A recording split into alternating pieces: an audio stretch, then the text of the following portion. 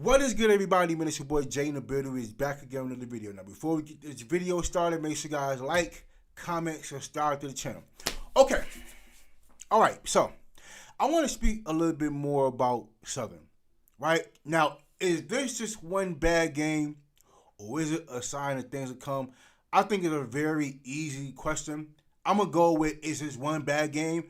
But before I get to the offensive and defensive side of things, I want to get to this Jaylen Wood situation, right? So apparently it came out sometime after the game.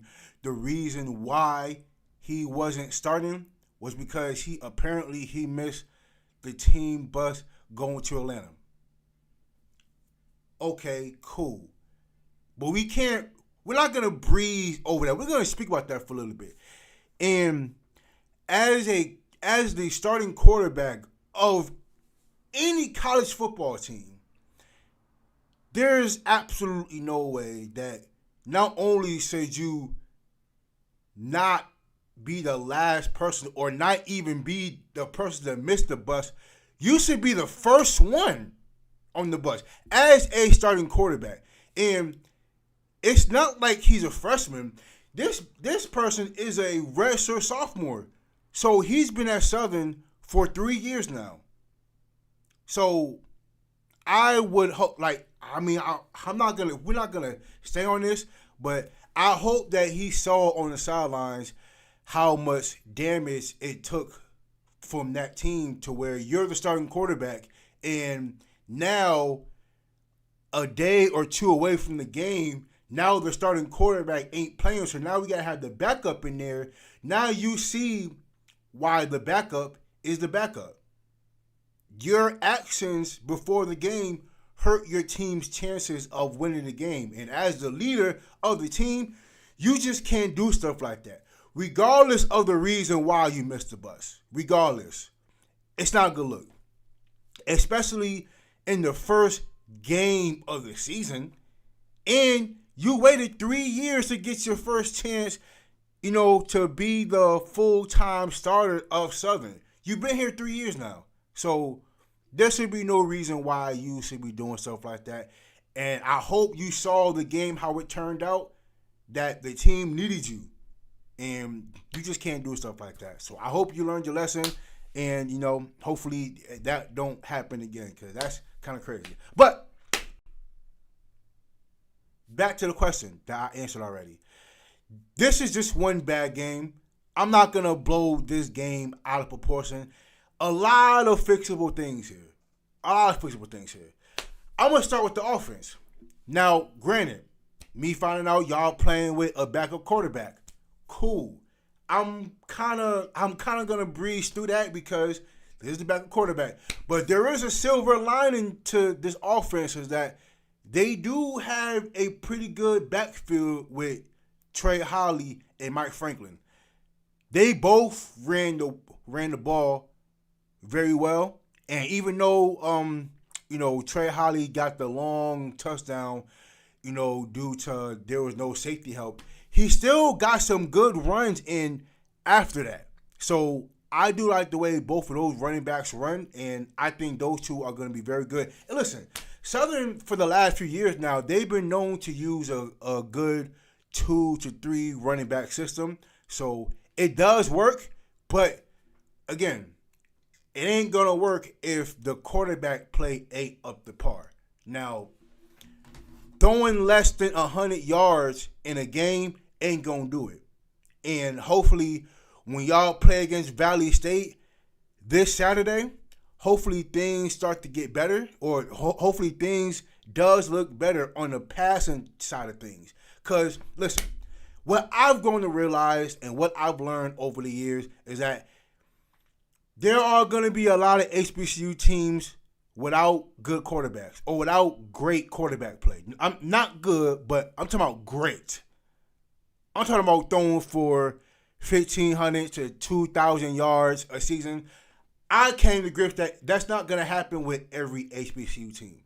So when it comes to games like this, whenever you fall behind, this is where the quarterback play comes to play. Because if the quarterback, like McCoy, for instance, he ran the ball well Saturday. But when it was time for him to pass the ball, when they're down by 17, they can't do it. And when I found out, or when I noticed that they really ain't believing him, is during that 2-minute situation at the end of the first half. So hopefully they do get that situation handled, and hopefully when Jaylen Woods does play against Valley State, that we do see some better offense played on the passing side of things. Now, defense. Now, when it came to the secondary, right, I felt like Central took what Southern gave them, and Southern gave them a lot of underneath stuff when it comes to passing. Now, I'm gonna get to the run defense in a bit, but if I'm talking about strictly pass defense, they didn't get burnt over the head. It ain't like they got beat deep. All of the passes that got completed, especially in the first half, they were all 5 yards or less.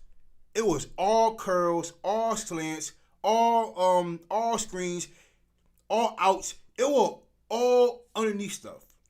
And as a cornerback, if you're playing off-man coverage or if you're playing zone, your first read should be the quarterback anyway.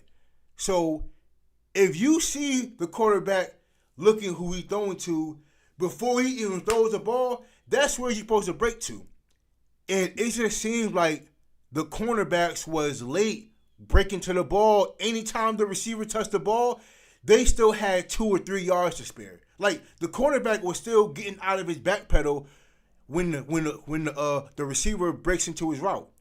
So it was just though I think those are very fixable problems. If the cornerback can just read the quarterback and know when it's a 3-step drop and a 5-step drop, you know when the ball is coming out. When that quarterback gets it and look like this, he throwing it. And the cornerback should be reading that. Like the cornerback should be breaking off before the ball is even thrown. That's how playing off man coverage works at corner. That's how it works.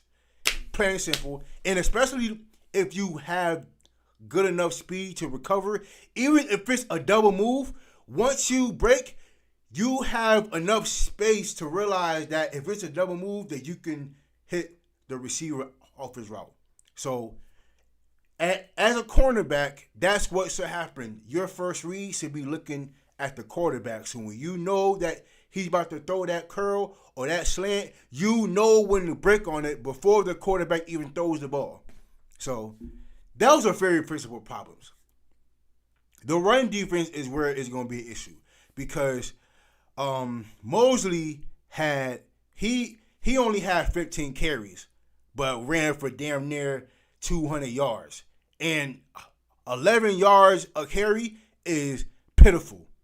And that's due to alignment, assignment issues, missed tackles, just getting beat off the ball in general. And that's just hard. Like when a team is getting 5 yards, 6 yards, 10 yards of carry on you, sometimes it ain't about alignment and assignment. Sometimes it's about that person pushing you out the way and moving you out the way and letting you know that you can't stop him.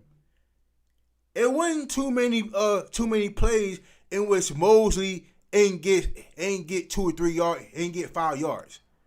It wasn't too many carries like that. I know he had a couple long carries, but even without those long carries, he was still getting 5 yards and 10 yards and 15. Like he was still getting long carries. He didn't get stopped in the backfield but about twice, and that was in the red zone.